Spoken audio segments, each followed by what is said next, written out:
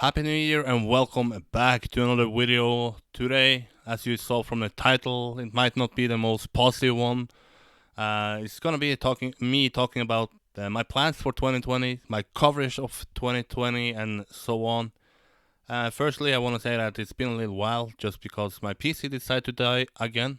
Story of 2019 that my PC had some problems, and well, just before Christmas Eve, it also died again, meaning that two of my videos is dead.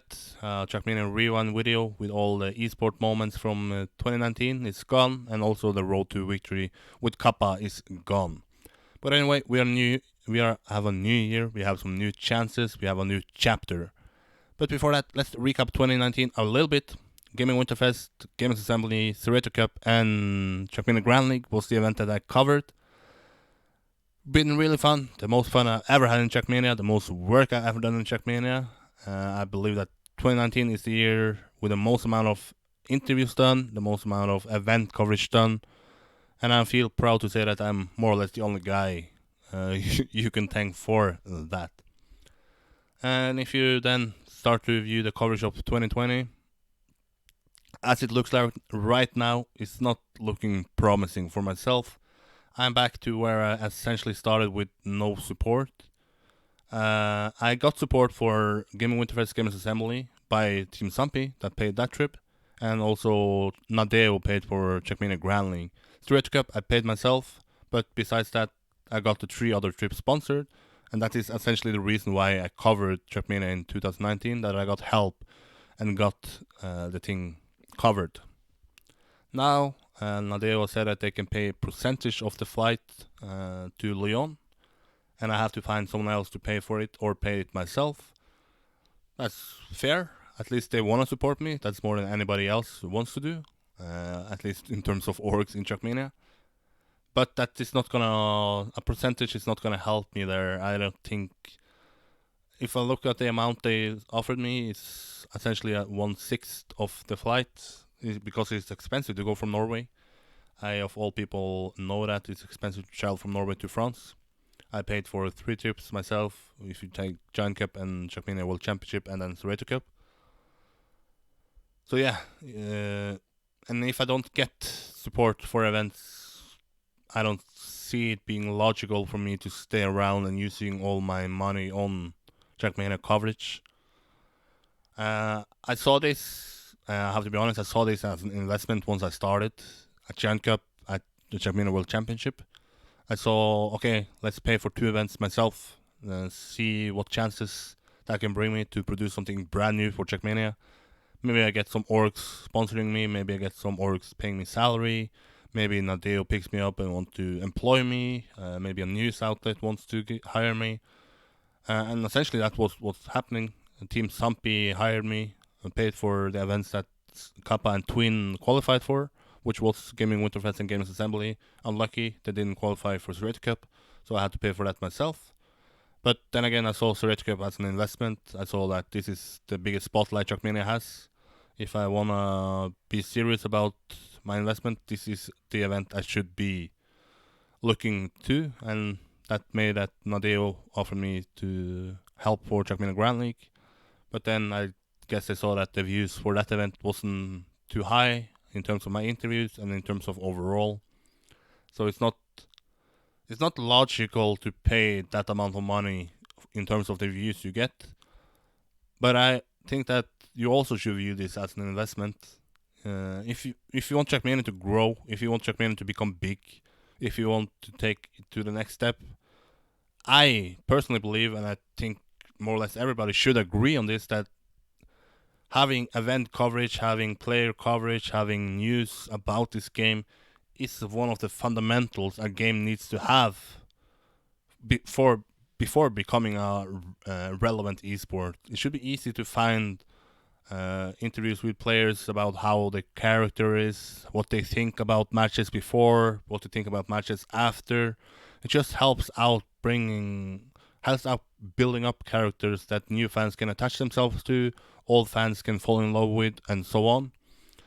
But I think it's unfair to leave all of that on just one guy, because if I continue to pay for all the events myself, you can essentially call myself the investor of event coverage. I'm gonna be the guy who is essentially putting all the money into that, and also be the guy who is producing that. And what do I get in return? So far, I got, I don't want to sound ruined, but not a lot. I got, of course, good memories, a lot of friendships, but in terms of career chances, in terms of making this a potential living, we are far away from it. At the moment, I'm struggling to even get support there, and I hope that that was not going to be the case this year. That okay, support was going to be like expected, if you can say it that, and then salary will be the goal for me to maybe make it somewhat sustainable. But now we are back to level one. I have to work to get support, and then eventually take level two, three, and four, where I essentially can make a living out of it as it comes. And to be honest, that seems far away at the moment, and that seems unlogical to me. So I tried to ask orcs in the game if they want to help me. Obviously, now it's a lot of new orcs that doesn't really know what is going on, so it's still a chance that they might see the possibility in me and see the importance of event coverage.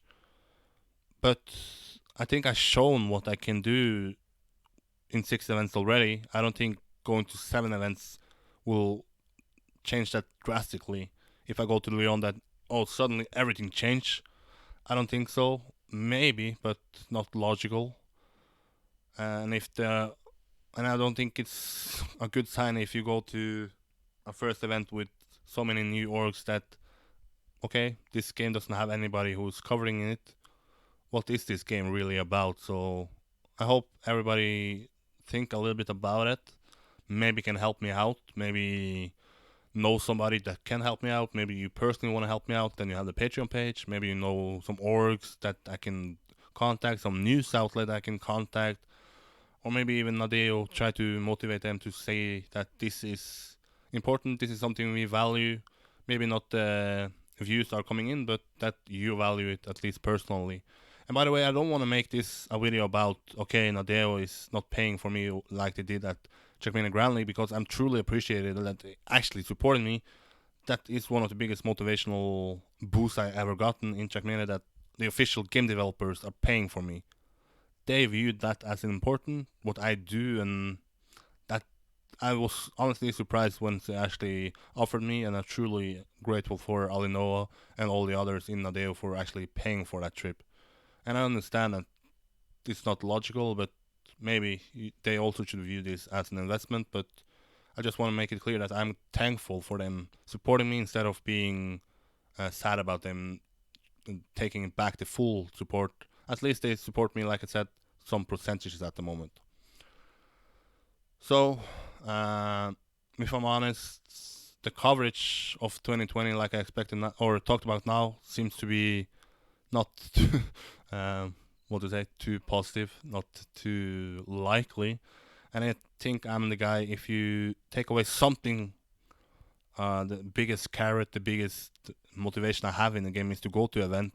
And if you take away that, then I think also that's gonna affect the other parts I do in the community, like producing podcasts, like having video series, basically being on Twitter every day to let people know what is happening in the scene, hosting the Trackmania Awards, betting league. I think if you start to take away one thing about it, it's just gonna be a snowball effect that essentially gonna affect my whole stay in Trackmania, my whole motivation in Trackmania. Because at the moment, or not maybe at the moment, but once I started this, I saw this as a potential, I don't know, career. I saw this as an option. That's why I had so much motivation. But now it seems to be more realistic that this will be a hobby and not a potential future job. And who knows? I think that will somewhat impact my motivation overall. So yeah, I don't want to say that this is the official end for me. I don't want to say that 2020 is gonna be the bad year. I hope once we look back at this video in 2021, we're gonna say, okay, look how stupid this guy was, saying that he was gonna leave in 2020, and then 2020 became the year where he actually Trackmania blew up, and where I actually got something back from it as well. Because I believe this is the worst time ever to live Trackmania. I said that 2019 is probably the best year Trackmania has ever had, and I truly believe that. But I struggle to see what I have gained from it. And I struggle to see why I should be the guy who is essentially the guy founding the event coverage and the news coverage by myself. I don't think anybody expected from me, but I still feel like somebody should do it, and that's I'm the kind of guy. If nobody does it, I'm doing it. But now I think I need to take my foot or put my foot down and yeah, realize that I'm not gonna pay anything else just besides the Trackmania or Serrator Cup because that is mental. I have friends in Paris that I can visit and just have a holiday there as well. So yeah, this is basically a video to let you guys know what I feel. I lay all the cards on the table so you don't be surprised if I say after Serrator Cup that okay, now I'm gonna take a master in Asia because that is what I see as something that can gain my future in life overall, and you won't feel salty about it. I just want to put the cards in front of you so you know what you can expect, know what I feel, know my thought process, instead of keeping it hidden and then, breaking news, I leave the game. I'm not that kind of guy. But yeah, if you know anybody who can help me, if you know any orgs that wants to help me, if you are a person that wants to help me, then Patreon is the place. If you are an org that wants to support me, my DMs on Twitter are open. You can comment here. You can contact me on Discord. Anywhere. I'm the fastest guy to reply in Trackmania, pound for pound at least. So yeah, I hope you consider that. I hope you wanna help me out. I hope you wanna help out Trackmania, and certainly I hope that you wanna help out the news side and the event coverage and yeah, just the media coverage of Trackmania, because I truly believe that that is the most underrated aspect of Trackmania at the moment, and the aspect that Trackmania needs to focus more on if this game wants to grow, if this game wants to become an esport. But that's it. I will do a YouTube Q&A on Saturday next week where you can ask all the questions you want to me, all the thought process I have, which maybe didn't get clear in this video. You can ask it in the comment section below. You can wait until the live video. You can contact me on Twitter, whatever. But yeah, I believe the future for Trackmania is great, but as it seems, the future for me in Trackmania is not that great, and that is just something to accept. For every success story about someone who found their passion and made a living out of it, there's probably thousands of stories about someone who tried to work with their passion but realized that that is just gonna be a dream, and that that game or that passion is just gonna stay a hobby, and then you need to find something else to work with. But that's it. Bye bye.